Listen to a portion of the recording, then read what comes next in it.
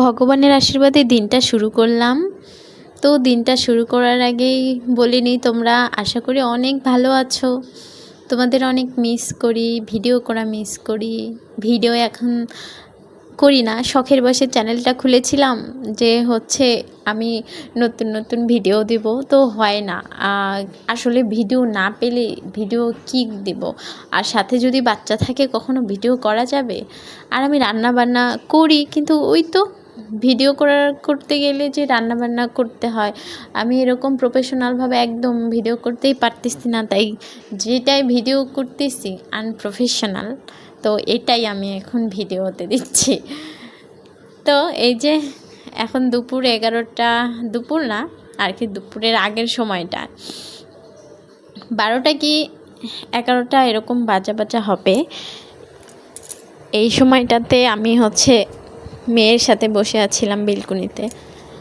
এখন হচ্ছে তোমার বৃষ্টি নামবে, বৃষ্টি নামার আগের মুহূর্ত, সেটা মনে হয় না যে কারো ভালো না লেগে পারে, আমার খুব ভালো লাগে। তো আগে আমাদের এই যে সামনের হচ্ছে বিল্ডিংটা আছে, এটা ছিল না, অনেক বাতাস আসছিল, প্লাস অনেক রোদও ছিল। এখন এই বিল্ডিংটা উঠায় আমাদের বেলকনিতে রোদ বাতাস অনেকটা কমে গেছে, তবুও গরমের সময় এই বিল্ডিংটার জন্য বাঁচা যায়।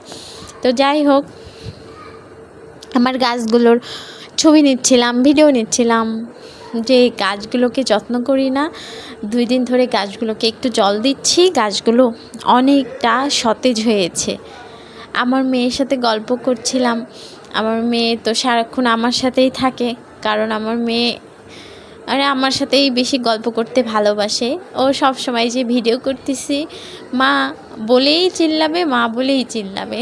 যাই হোক, আমার মেয়ে আমার গাছগুলোকে নষ্ট করে দিয়েছিল, এখন আর ওরকম নষ্ট করে না। আর এই যে একটা গাছ লাগিয়েছি, জানি না এটা কিসের গাছ, আমি জানি, কিন্তু আমি যদি ভুল হয় এই জন্যই বললাম না। যাই হোক, এই যে আমার মেয়ে ও গান গাচ্ছিল, আমি গানটা আসলে উঠিয়েছিলাম, কিন্তু হচ্ছে এডিট করার সময় গানটা একদম রিমুভ হয়ে গিয়েছে। তো গানটা শুনে আমার এত ভালো লাগছিল যে এই বয়সে যে এই গান শিখে গেছে। এখনকার বাচ্চারা প্রত্যেকেই মডার্নের চেয়ে আলট্রা মডার্ন হয়ে গিয়েছে, এদেরকে কিছু শেখানো লাগে না, এদের মনে হয় আগে থেকেই এগুলো সব শিখে আসে। আমার গাছগুলোকে একদিন দেখাবো। আজকে এমনিতেই ভিডিও করতে পারিনি ভালোভাবে, যেভাবে ভিডিও করেছি তোমরা প্লিজ দেখে নিও। আর এই যে আমি দেখছিলাম যে বৃষ্টি আসে কিনা, সত্যি সত্যি হাত বাহিরে দেওয়ার সাথে সাথেই বৃষ্টি নেমে এসেছে, আমার যে এত ভালো লেগেছে।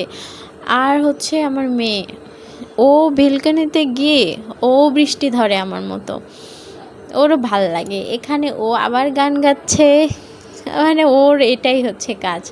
যাই হোক, মেয়ের সাথে সময় দিয়েছি।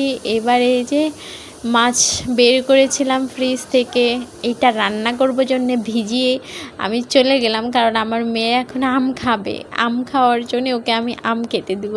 তো যাই, ফাইনালি ও আমটা খায়নি, 2টা আম খেয়েছে আর আমি সবগুলো খেয়ে নিয়েছি।